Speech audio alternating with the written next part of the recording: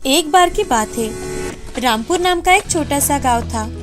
उस गांव में शिवा अपनी माँ रमा और पिता सुरेश के साथ रहा करता था। शिवा के माँ पिता खेत में काम करते थे। उनके परिवार की आमदनी कम होने के कारण उनके हालात अच्छे नहीं थे। शिवा के माँ पिता अनपढ़ थे, लेकिन उन दोनों को पढ़ाई का महत्व पता था। एक दिन रमा और सुरेश बातें कर रहे थे। हमें शिवा को पढ़ा लिखा कर एक अच्छा आदमी बनाना है। हाँ रमा, तुम बिल्कुल सही कह रही हो। उसे हमें पढ़ा लिखा कर एक बड़ा आदमी बनाना है। उसकी भी जिंदगी हमारी जैसी गरीबी में नहीं जानी चाहिए। पिताजी, आप चिंता मत करो। आप देखना, मैं एक दिन बहुत बड़ा आदमी बनूंगा। हाँ मेरे लाडले, तू जरूर बड़ा आदमी बनेगा। चलो अब जल्दी से पढ़ाई खत्म कर खाना खा लो। थोड़े समय बाद खाना खाकर सब सो जाते हैं। दूसरे दिन सुबह उठकर रमा और सुरेश खेत में काम करने चले जाते हैं और शिवा स्कूल में जाता है। शिवा के पढ़ाई के लिए रमा और सुरेश दिन रात मेहनत करने लगे थे। अब ऐसे ही 1-2 साल बीत जाते हैं। गांव में कम बारिश की वजह से अच्छी फसल नहीं आती थी। इसी कारण सुरेश के ऊपर कुछ कर्जा भी बन गया था। अब दोनों पति पत्नी हमेशा तनाव में रहने लगे। एक दिन रमा सुरेश से, सुनिए, आप देवर जी को बोलो ना कि वो आगे की पढ़ाई के लिए शिवा को अपने साथ शहर ले जाए। हम शिवा का सारा खर्चा दिया करेंगे उनको। अरे हाँ रमा, ये तो मैंने सोचा भी नहीं, लेकिन हम पैसे कहाँ से देंगे? और राधा को भी ये सब पसंद आना चाहिए ना। हम और ज्यादा मेहनत करेंगे, लेकिन इससे हमारे बेटे का भविष्य अच्छा होगा। और रहा सवाल देवरानी राधा का, तो राधा इतनी भी बुरी नहीं है कि वो शिवा का ख्याल न रखे। अच्छा ठीक है, मैं कल ही विलेज से फोन पर बात कर लेता हूँ। ऐसा कहकर वो काम में लग जाते हैं। दूसरे दिन सुरेश अपने भाई विलेश को फोन करता है। हेलो विलेश, कैसा है भाई? हेलो भैया, मैं ठीक हूँ। आप सब कैसे हो? हम सब ठीक है विलेश। तुम और राधा कैसे हो? हम भी बहुत अच्छे हैं भैया। विलेश, मुझे तुमसे एक बात करनी थी। अरे बोलो भैया, क्या बात है? विलेश, मैं सोच रहा था कि शिवा को तुम्हारे यहाँ पढ़ाई के लिए शहर भेज दूं। इधर अब आगे की पढ़ाई के लिए उसे दूसरे गांव भेजना पड़ेगा, और मैं नहीं चाहता कि हमारी तरह उसकी भी जिंदगी गांव में ही कट जाए। अरे भैया, इसमें पूछने वाली क्या बात है? वैसे भी अगले हफ्ते हम गांव आ ही रहे हैं, तो शिवा को अपने साथ लेकर ही जाएंगे। भैया, आपने और भाभी ने मेरे लिए कितना कुछ किया है। आप शिवा का बिल्कुल टेंशन मत लीजिए। बातें कर दोनों फोन रख देते हैं। कुछ दिन बाद विलेश और राधा दोनों गांव में आते हैं। विलेश और राधा को उनके हालातों के बारे में पता चलता है। तभी राधा, दीदी, आपके घर के हालात इतने खराब है, लेकिन आपने हमें एक बार भी नहीं बताया। क्या बताते राधा, हमारा तो यह हमेशा का ही है, लेकिन तुम शिवा का ख्याल रखना, यही हमारे लिए बहुत है। आप बिल्कुल चिंता मत करो दीदी, मैं शिवा का पूरा ख्याल रखूंगी। उस शाम सभी मिलकर बहुत सारी बातें करते हैं और फिर खाना खाकर सो जाते हैं। दूसरे दिन शिवा अपने माँ पिताजी का आशीर्वाद लेकर अपने चाचा चाची के साथ शहर चला जाता है।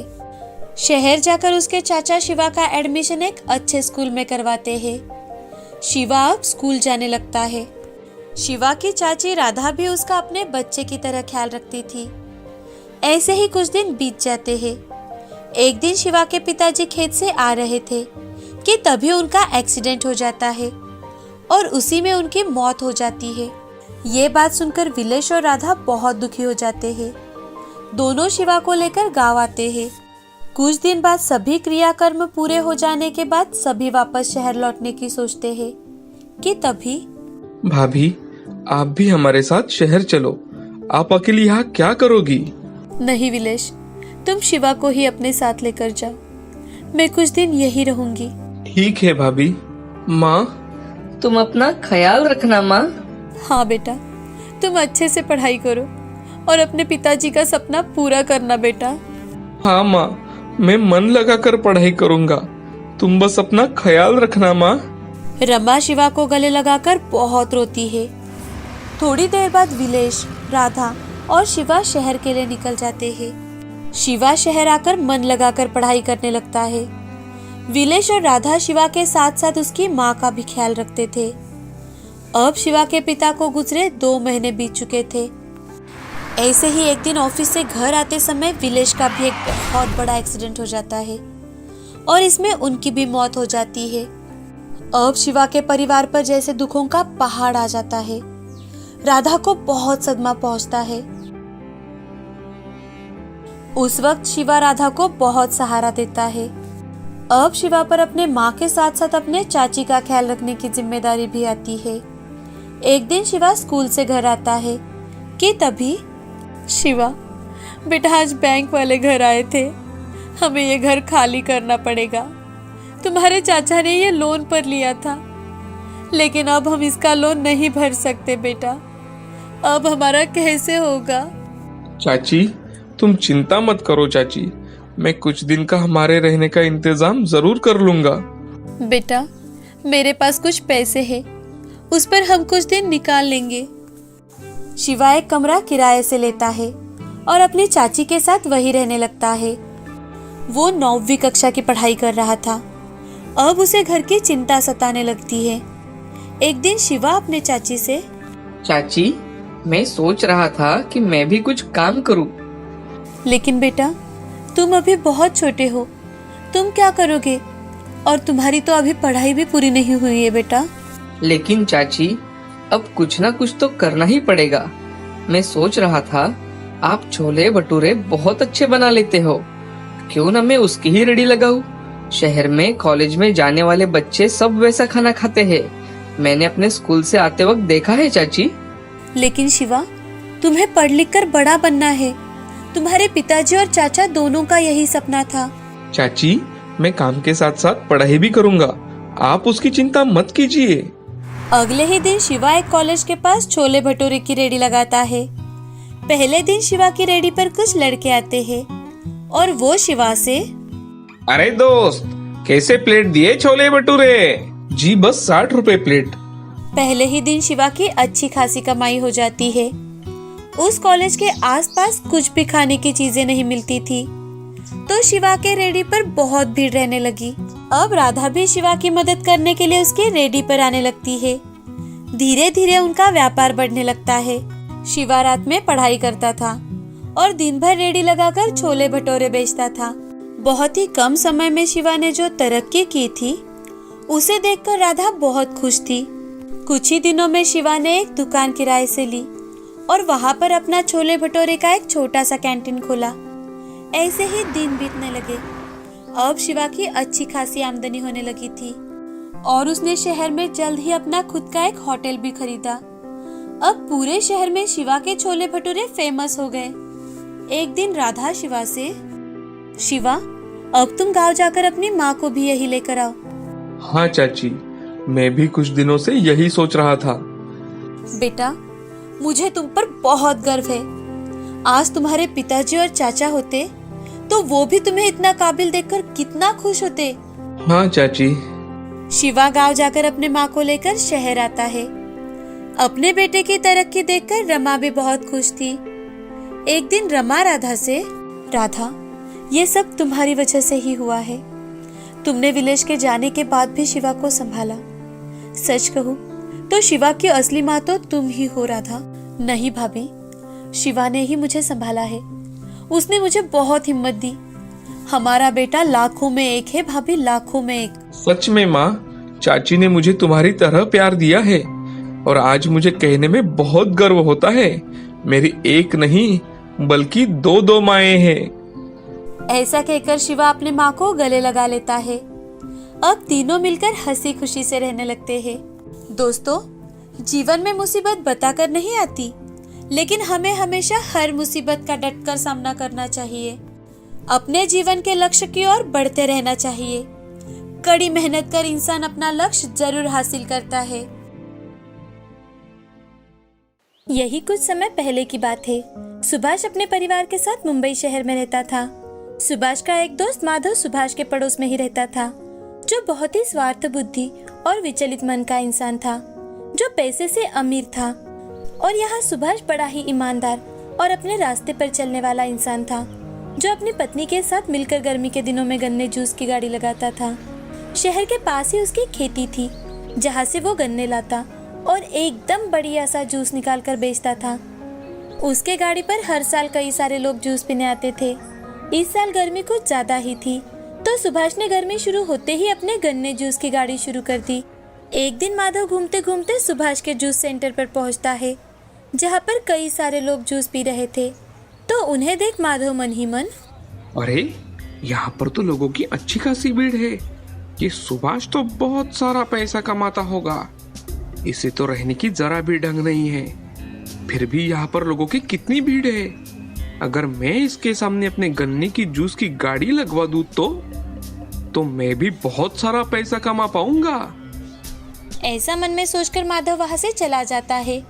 अब दूसरे ही दिन माधव सुभाष के जूस सेंटर के सामने ही अपना जूस सेंटर खोल देता है और वहां पर बच्चों के खेलने के लिए खरगोश, फिश टैंक ऐसी चीजें रख देता है, जिस कारण बच्चे उसके जूस सेंटर की ओर आकर्षित हो। शुरू में माधव ने भी लोगों को बहुत ही बढ़िया जूस निकाल कर पिलाया और इसी कारण सुभाष का जूस सेंटर अचानक से कम पड़ने लगा। शालिनी, ये माधव है ना जो हमारे सामने वाली बिल्डिंग में रहता है? इसी के कारण हमारा जूस सेंटर बंद पड़ने की राह पर है, ऐसा ही लग रहा है अब। आप ऐसा बिल्कुल मत सोचिए। देखिए हम क्या करेंगे, हम गन्ने के जूस के साथ साथ संतरा और मौसम्बी का भी जूस निकालेंगे और उसे बेचेंगे, ताकि हमारा काम फिर से शुरू हो जाए। शालिनी, ये काम करते करते हमें 5 साल हो चुके हैं और अब अचानक से माधव के कारण। हर कोई अपनी सोच रखता है। अगर हम हमारा काम अच्छे से करते रहे तो भगवान हमारी जरूर मदद करेंगे। आप यूँ मायूस ना होना।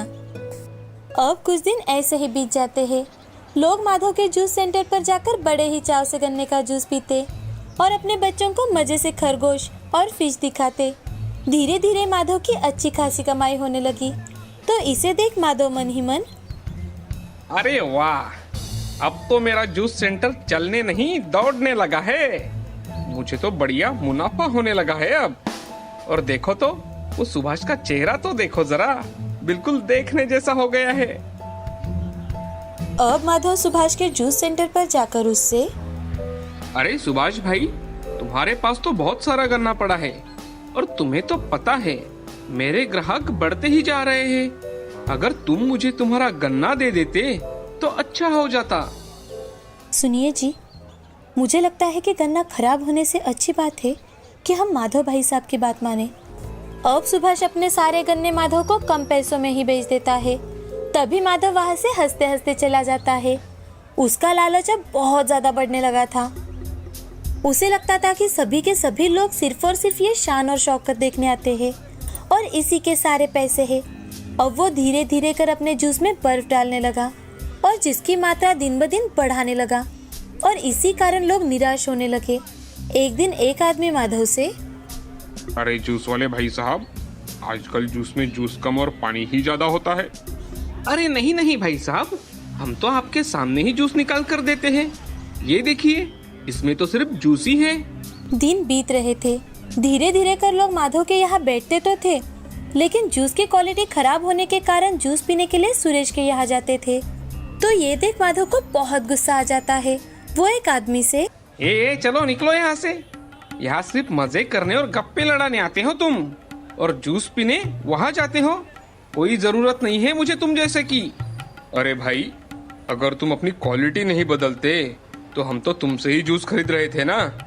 हाँ हाँ, खरगोश लाओ, उन्हें पालो, फिश टैंक में फिश को पालो, आप लोगों के लिए सेंटर सजाओ, काम पर लोगों को रखो और पैसे पैसे सिर्फ जूस के लो। कौन सा सही है ये? चलिए भाई निकलिए, राम राम आपको। माधव दिन ब दिन लोगों से बदतमीजी करने लगा था। माधव की इस बदतमीजी के कारण जो लोग भी उसके जूस सेंटर पर जाते, अब वो भी आना बंद हो चुके थे। वो पूरी तरह से बर्बाद हो चुका था, क्योंकि उसने अपना कई सारा पैसा इस जूस सेंटर में गवाया था। दूसरी ओर सुभाष का जूस सेंटर पहले से कई ज्यादा चलना शुरू हो गया था, क्योंकि उसने अपने जूस की क्वालिटी बिल्कुल भी नहीं बदली थी। और तो और अब उसने भी अपने जूस सेंटर को बच्चे और बूढ़े बड़ों के हिसाब से सजाया था। अब वो फिर से खुशी खुशी अपने परिवार के साथ रहने लगे। इस कहानी से हमें ये सीख मिलती है कि बुरी सोच वाले का हमेशा ही बुरा होता है।